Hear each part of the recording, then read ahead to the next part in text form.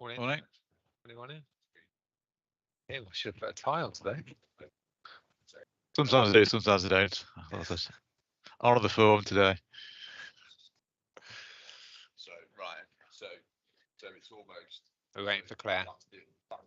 And see other colleagues are with us. Yeah, Dean's dulcet tones in the background there.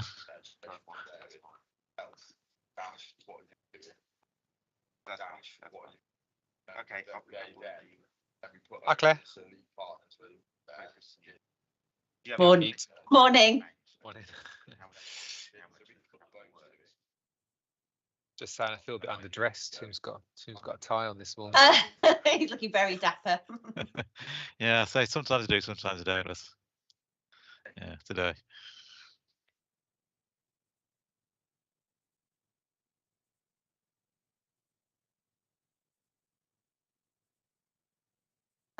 Tim, I know on the agenda we've got the membership and the appointment of a chairperson. Do you want me to start chairing in the interim? Do I carry on with that until we look at the membership? Yeah, I think so. We normally just do apologies, then we move straight to that. Then we look at the previous set of minutes. So we do the sort of the appointment of the chair sort of first thing. But you can sort of just do a bit of an intro, you know. And have we got plenty of people, or are we waiting for some more people to join? We had many apologies, Andy. No, well, not really. Paul Roberts, Angus Neil, Michael Scott says he's going to be late, and Penny Hostwick. So we're only missing 4. So you would expect a few more, maybe. Who's not here? Mandy Dallywell from Coalbrookdale. Robert Fox, we're missing. Angus has apologised. Louise. Joe standing in for Lee. Louise Lowings from Maidland Nursery said she was coming. We're missing Heather, we're missing Darren. Penny's given apologies. And we don't tend to see Laura from Telford College very much. So I noticed on the invite that there's Lee Hadley down. Yeah, so we need. So I know Joe's on the call, but I'm aware Lee's left now, hasn't he, Joe? Yes. Yeah. So, so Joe, you've got the gig. Excellent. Are you okay to keep coming to school forum? Yeah, so I'm acting principal for the next 2 terms, and obviously it'll get advertised externally. We'll see where it goes from there. But yeah, I've got the gig for the time being. All right, thanks, Joe. Thank you. No problem. Okay, so should we make a start then, folks? Welcome everybody. I hope you've all had a good start to the term. Andy, you've reeled off apologies already. Have we noted everybody? Yep. Yeah, okay. So moving to agenda item 2, membership of the schools forum and appointment of chairperson. Stop smiling, Rachel. I think that means Rachel wants to chair. I didn't see that. Did you, Claire? I didn't see anything there. I think Rachel's got a camera turned off at that point. But it did sound very positive to start with, yeah. So what would I you like to do? I think Claire's doing such a marvellous job and has only really just started, it feels like. So I think that she needs another year to sort of properly embrace the role, I would say. Thank you. Good stitch up there, Rachel. Thank you. Can I take it there's no other volunteers? No one fancies having an election this morning? I'd happily second Claire. I think she's just an excellent job. Thank you, Christabel. Okay, well, I'm happy to carry on unless anybody's got any burning desire to take on the role. I almost feel like once you've got it, you're stuck forever. That's it. Yeah, okay. Andy, have we got any gaps in the membership that we need to look at? We're still missing a governor and have been for a long time. It's traditionally it's been a governor of a primary school because that's how the mix fits best. And we're missing a member for a Kickstart Pro. An Academy Pro. We've only got Kickstart, the one Academy Pro. So maybe we'll get a member now. It's moved to Learning Community Trust. But then again, you're thinking, well, how many Learning Community Trust members do we want on the forum? It's kind of. I think they potentially have 3, don't they, Andy? Something like that. Well, yeah, they could have, because I mean they've got Paul Roberts doing special academies. Then if you have someone for the Kickstart, that'll be another one from the Learning Community Trust. The thing is, though, if Paul Roberts comes, he can represent all of those bodies, really. So Yeah, you know, if we could put an action to encourage Paul to attend. I mean, I appreciate he's absolutely probably running around like a headless chicken, but I think it would just support all of that endeavour, really. Yes, but you've got to have a member for Prue Academies and a member for special academies. I mean, if you then say the guy's got 2 votes, I mean. No, I don't think we're doing that. I think we'd have like a titular member, as the regulations indicate. But then, because Paul will be part of the same organisation, he could sort of, you know, he's got a way to sort of represent their views as well as his, I suppose. I know it's not really ideal, but I think in the absence of, you know, everyone attending, at least if we've got a representative from that trust, it helps a bit, doesn't it? Okay. Sam is, as Paul's well placed because he is sort of overseeing the full shebang. Okay. Any other membership items we need to talk about, Andy? Don't think so. Okay. Okay, so are we happy to move on then to look at the minutes of the meeting? I'd be surprised if anybody can actually remember the 18th of May meeting. But if we can just go through page at a time, please, for any inaccuracies or amendments that we need to make. Everybody happy with page 1 of those who were at the last meeting? Actually, I've just noticed I've been put down as Director for Children's Services, which isn't my role. So if you could just amend it to Director for Education and Skills. Okay. Anything from page 2? Morning, Darren. Morning, Heather. Just noticed you've joined. Morning, sorry. Morning. Okay. Morning. Okay, anything from page 3? And page 4, quite a short meeting, the May one. So is everybody happy to agree that these are a true account of the meeting? Yeah, that's fabulous. Okay. So if we move on to item 4, school funding. So this is following the release of the government announcement about the DSG, Tim, in July. Yeah. And this is for information only. There's no voting required. So I'll hand over to Tim. Okay, thank you. And just to say, this is probably going to be quite a short meeting as well, because you see the agenda is quite modest. This is the main paper. As Claire said, we get information in 2 chunks, really. We get the first slot in July, and then the final allocations normally come in just before Christmas. So the July ones give a pretty good indication because they tell you what the funding rates are pretty much per pupil, if you like, and then it's updated with the actual pupil numbers and some other data based on the October census. So it's not the final result, but it normally gives you a reasonable indication with some caveats, which I'll come to in a minute in the paper. I'll go through the paper in a bit of detail because I normally don't like to read through the papers because hopefully you've read them before, but I've tried to summarise in 3 or 4 pages, sort of pages and pages of government stuff. So I'll try and not sort of skim too much, otherwise I've just missed stuff out. So one thing to sort of note is that we've got the information for DSG on July, and until the last couple of years, that was, as I said, would give you a pretty good indication of what your funding is going to be for the future year. Now, the last couple of years, that hasn't particularly been the case because in each of the 2 years, the government has then added on significant additional grants. And this reflects in large part the kind of high inflation environment that's fairly suddenly arisen in the last couple of years. So, as I'll probably say several times, what it does introduce is an extra element of uncertainty into school funding that hasn't been there until the last couple of years. So what we're trying to do as a starting point is to make it comparable, is look at 23-24, including the mainstream schools additional grant, which is the 23-24 additional grant. So I've added that to the core DSG and then compared the 24-25 announced allocations per pupil to try and give it a meaningful comparison. So in tables 1 and table 2 for primaries and secondary respectively, you'll see each of the funding factors with a percentage by the side. The two things you'd probably notice there. One is a pretty modest percentage increase.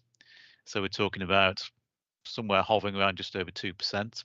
It varies a bit between the different factors because you'll see the actual funding amounts for each of the 2 years. The DfE usually tends to round them to the nearest £10.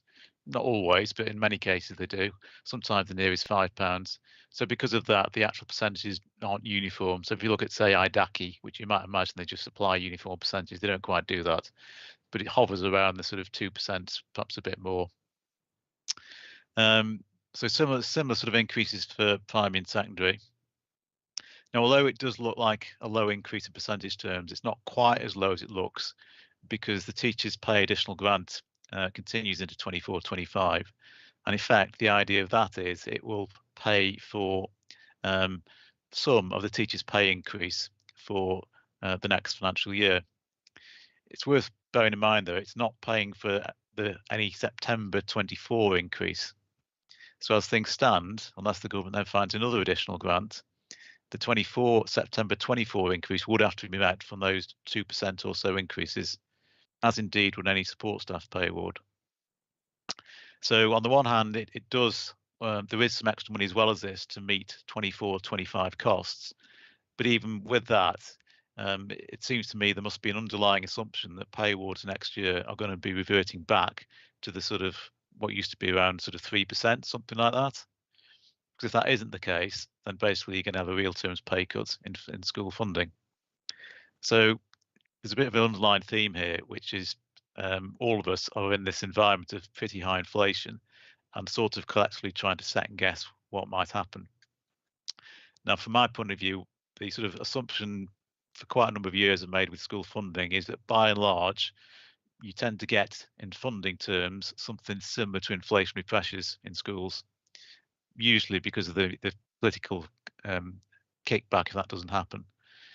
So when we're sort of planning budgets, we normally assume that, but on the face of it, if you think about the support staff pay award the last couple of years, which has been a sort of a flat sum of £2,000, and I appreciate in academies that doesn't apply directly, but it sets the local sort of market rate still.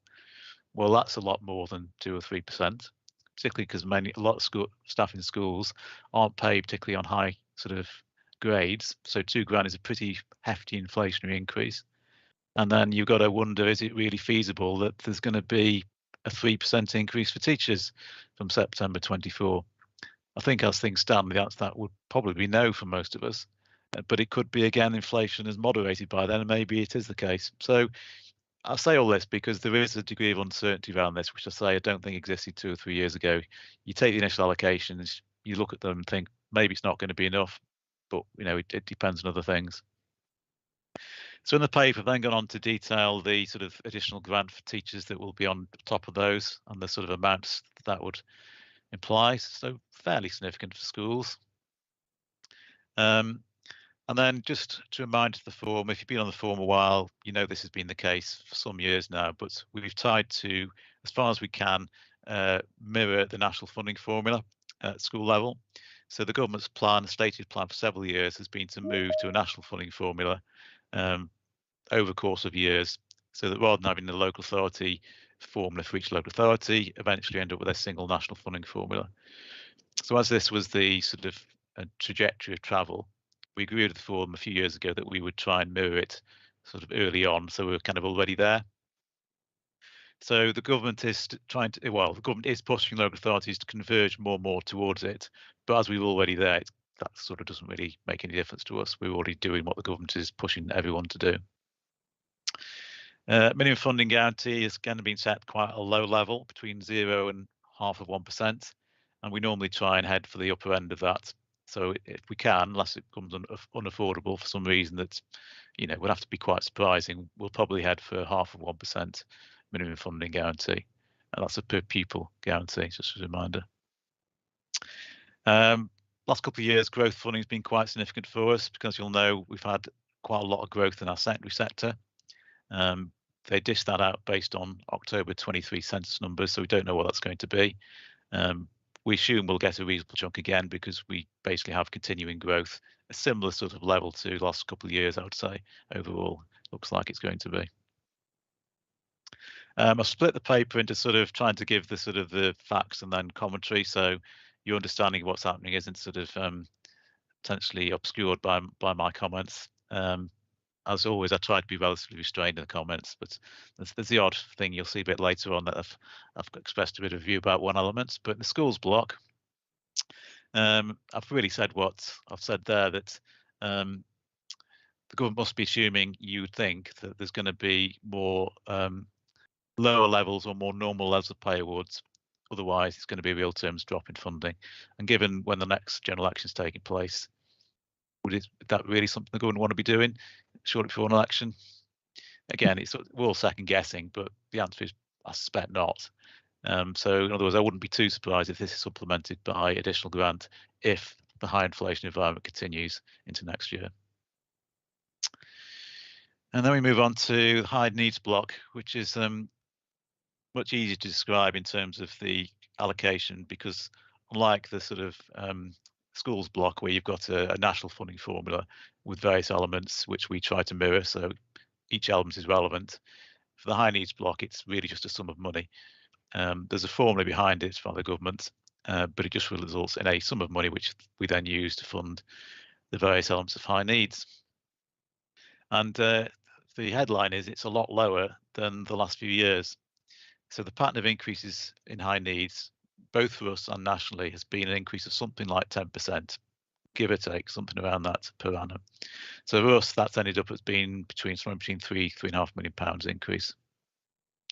Now, based on that, as I think we said last time in the May forum, we've managed to keep our DSG balance at a sort of fairly steady but low level. So we end most years with £200,000-300,000 of DSG balances.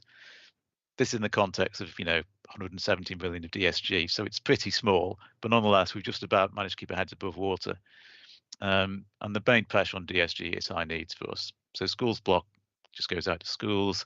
Central School Services block, it sort of comes in and is fully utilised. Early years block, there's a little bit more leeway, but it's within a sort of a fairly small margin. So high needs is the big pressure, the big potential variant.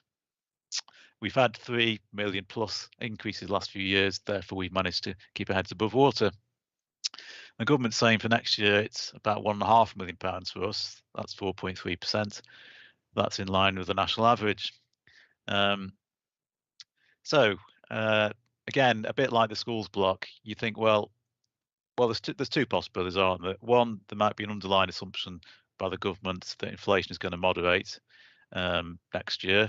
I think that's a slightly dubious assumption, but we'd have to see, wouldn't we? And then in the high needs block, there might be an assumption that in some way the pressures in recent years are going to ease or flatten out. Well, you guys are probably in as good a position as I to judge that, but I see no sign of that happening in terms of the need, the costs, anything like that. So I've made the comment that in that sense, the allocation seems a bit detached from reality. So if you're going to sort of moderate the increases from what they have been, you would think, would you not, that would be based on some evidence that the increases we've seen in recent years aren't going to be needed anymore. So what is that evidence? Well, I see no such evidence whatsoever. The majority of local authorities are in one of the government's 2 recovery programs for high needs, so 90 out of the 150. The government is dishing out fairly substantial sums of money, so nearly £1 billion of additional funding has gone to some of those authorities, which sounds like they're just being bailed out, to a large degree. But bear in mind that's spread over 8-9 years. It's actually fairly modest sums. Now, call me Mr. Cynical, but if these intervention programs had been having a significant impact, I can't help thinking that we would have heard about it from the DFE. So they've given case studies about local authority A that had a big deficit and a big problem, and 2 years, 3 years ago, and the DFEs have now intervened, and happy days, they've now recovered and are on an even keel. Well, so far I've seen no such information. So you've got to be a little bit skeptical about whether these interventions are doing sufficient to get these authorities back on an even keel. So again, I'll say this because this forms the background to, if you've been increasing the sum of money by 10% per year, but there's still large deficits in authorities, and there's no indication that the size of the deficits is doing anything other than increase, why would you think that halving the amount of money going in is going to do anything other than exacerbate this financial problem? So that's the sort of broader picture. For us, as we said, we've done relatively well compared to the local authorities. And just a reminder, some of that was with your help. A few years ago, the Forum agreed to move 0.5% from the schools block 2 successive years. This is about 600 grand per annum, because we were in a deficit of about £500,000, and we got out of that deficit. And subsequent to that, we stayed out of that deficit. But I have to say that if this increase sticks, then I would not be optimistic about our chance of remaining out of deficit for the next year or two, because as I say, we see no sign that the sort of pressures are easing.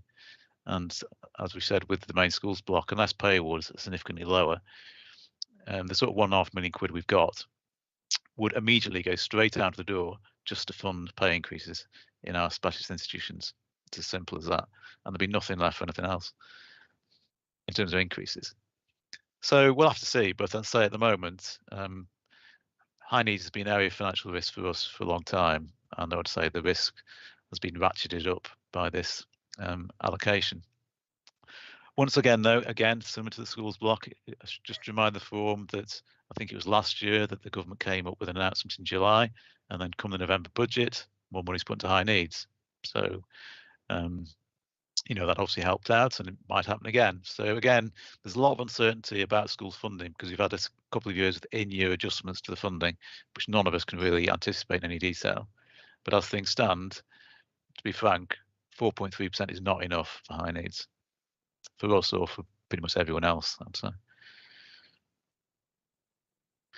Moving on to the other two blocks. So first, central school services.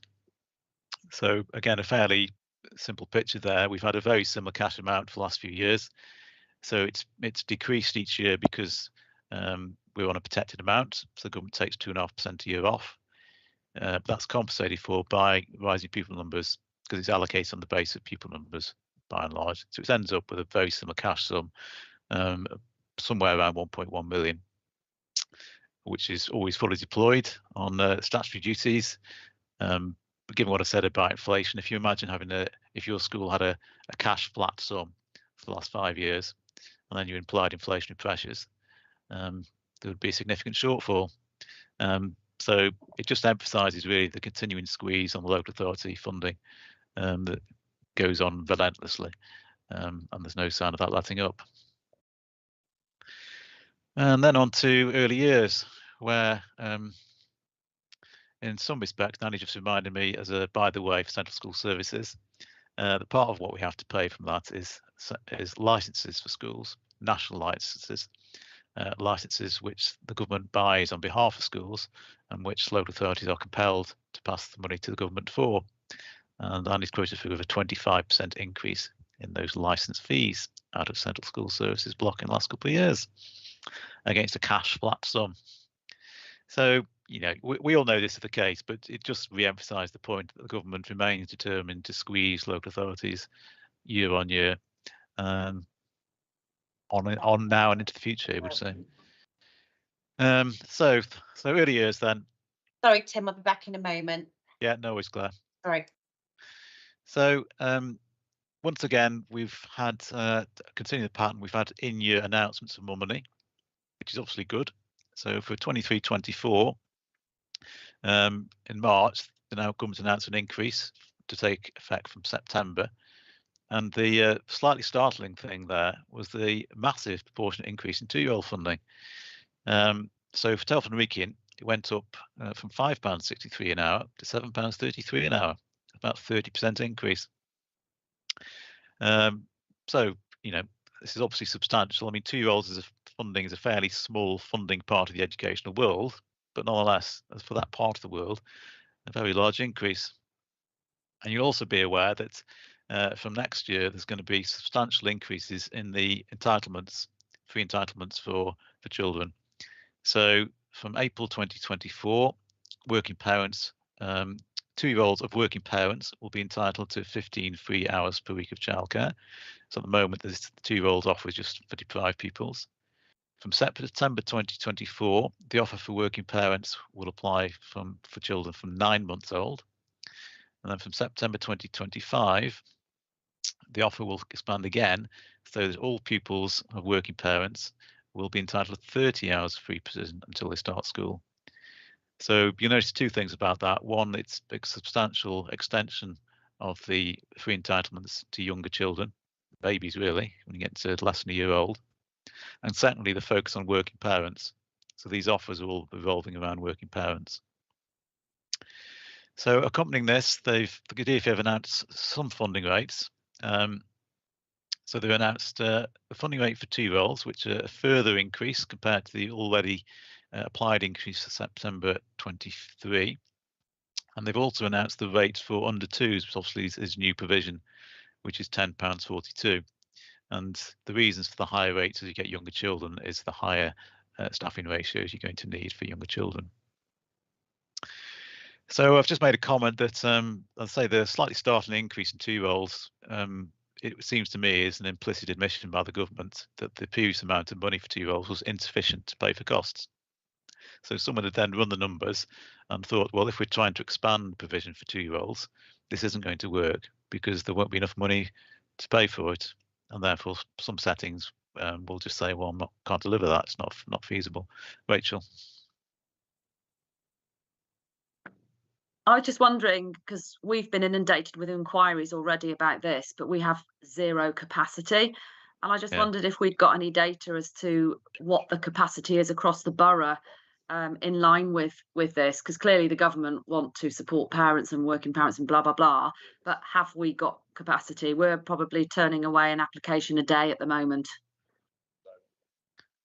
Tim, do you want to come in on that? There is a sufficiency map across the borough in terms of our early years places, but clearly the requirements or the ask around all of this means that we're going to need more.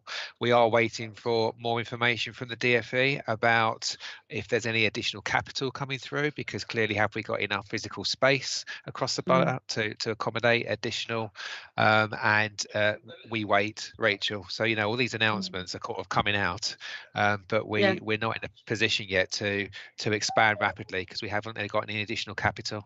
But like you, our thought is we will need to expand to accommodate, of course. Sorry, relentless with us. Sorry, Claire. Yeah, I don't. Sorry, I'm not sure whether this has been mentioned or not, but there's also, Simon, the issue of whether actually settings want to take these pupils in, about it being cost effective. You know, a lot of private providers will be arguing, you know, in terms of how they balance their nurseries between those that are entitled, you know, to the hours and those that are fee paying. And I think this actually could cause more problems for settings to be financially viable if we don't actually look at a reasonable hourly rate that's going to be paid to take these children. Yeah. Heather? Okay. All I was going to add is I doubt very much SEND has been factored into that, has it? Exactly. And, you know, I'm going to say, and I'll probably repeat it in another context, where are the staffing? Where's the staff going to come from? Because exactly. I think everybody is struggling with, and if there's a sufficiency for places, I think there has to be a match sufficiency for staffing. Yeah, developing the workforce alongside. Would it Absolutely, Heather, I've got spaces, but I can't get staffing. Simon, none of us can literally get. It's not even about. Well, we just can't get people, can we? Of quality. Yeah. But do you want, in terms of an update around the early year sufficiency piece, would it be helpful if we bring a short paper in terms of where we are to the next forum, so you get a feel for what that looks like? Would that be helpful? Yeah, I think so. It'd be interesting to see what that looks like across the borough as well, whether we've got pockets where there's more demand than others and where those spaces are and how that's going to be affected by some of these areas of growth as well. I did mean to say under the minutes that the only matter arising was around early years, but the reason I didn't pick it up was because it was on the agenda for later. So any other comments on early years? Yeah, just to say, clearly Heather, Claire and I had an advert out last week and got one applicant from you actually, Heather, and we didn't go to interview. So do we need to do something across the borough in promoting